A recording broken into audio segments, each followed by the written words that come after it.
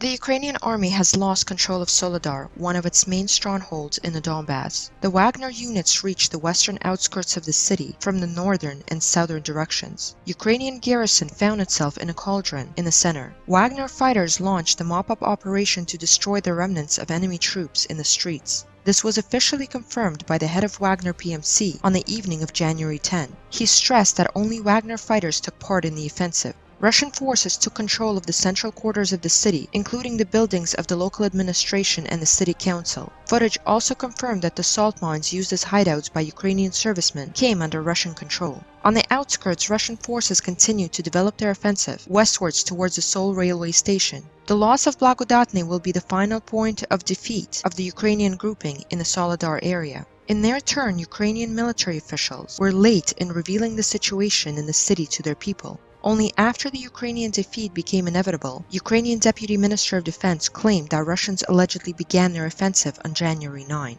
At that time, everyone was waiting for the decision of the Ukrainian military to withdraw troops and save lives of hundreds of servicemen. On the eve, CNN published an interview with one of Ukrainian servicemen then fighting in Soledar. He confirmed that the situation was critical and the number of Ukrainian losses was so high that no one counted the dead. The anonymous soldier claimed that he was sure that Ukrainian authorities would give up the fight for Soledar. "Why die if we leave it today or tomorrow anyway?" he said.